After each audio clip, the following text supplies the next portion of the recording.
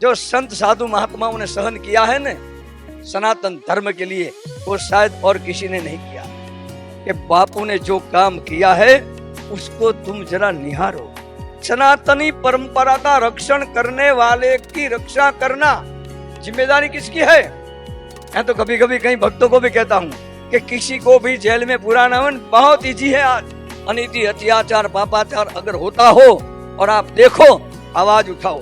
जो लोग बापू के पांव छूते थे, बापू के हाथ अपनी पीठ पर लगवाते थे, बापू के हाथ अपने सिर पर लगवाते थे, बापू को कहते थे बापू हम इलेक्शन लड़ रहे हैं, ये कर रहे हैं, बापू हमको आशीर्वाद देना।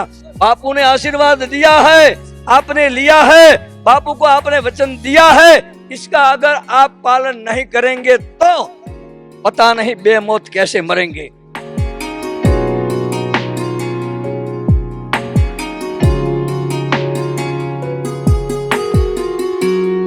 आज पूज्य बापू आसाराम जी बापू, मैं नाम देकर खुलासा करके कह रहा हूं, पूज्य बापू कह के बुलाऊंगा। पूज्य बापू के बारे में जो जानकारी मिली और जिन्होंने आर्यवर्त खंड में, भारतवर्ष में, भारत देश को हिंदू सनातनी राष्ट्र बनाने के लिए और हमारी सनातनी परंपरा को उजागर करने के लिए जो कार्य किए हैं, वो सब कार्य दंडवत प्रणाम के अधीन था। अद्भुत कार्य किया है। लेकिन हमारे सनातनी परंपरा को तोड़ने वाले, हमारे ही देशद्रोही गद्दारों और हमारी सनातनी परंपरा को भ्रष्ट करने के लिए जो क्रिश्चियन मिशनरी द्वारा और अन्य सनातनी परंपरा के विरोधियों द्वारा जो कार्य हो रहे हैं, उसके सामने अगर किसी ने आंख उठाई हो तो संत साधु महात्माओं में तो हमारे बापू ने उठाई है। और उनके प्रत्येक कार्य आप सब जानते होंगे ना कि बापू आज तक भारत छोड़ के कहीं और देशों में कहीं गए हैं क्या?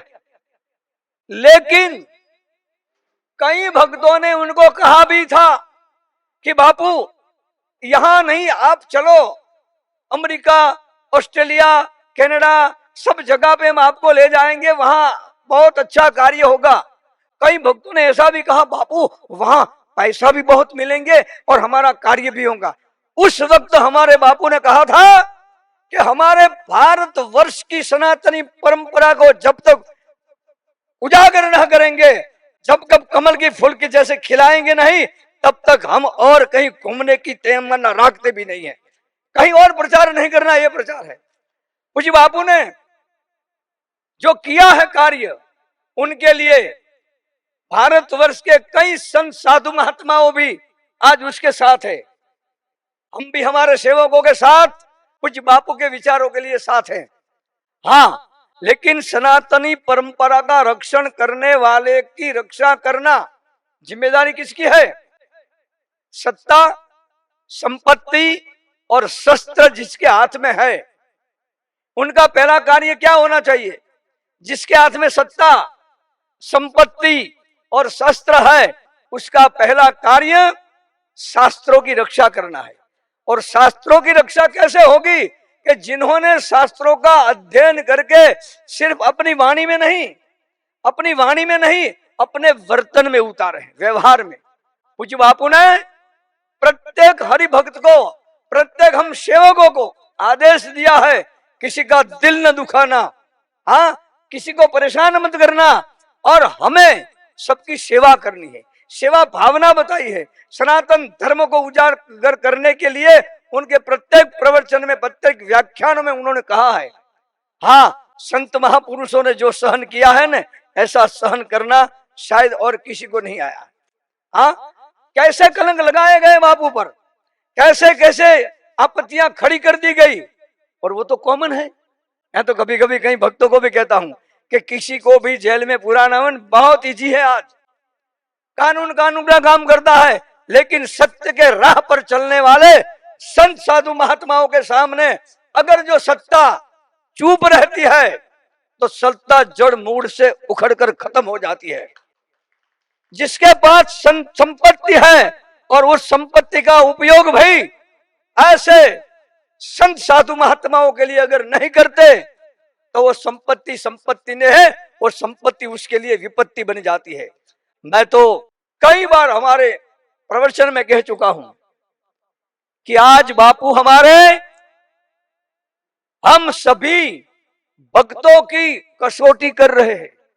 ये मेरा अपना ख्याल है, मैं कह रहा हूं कसौटी कर रहे हैं।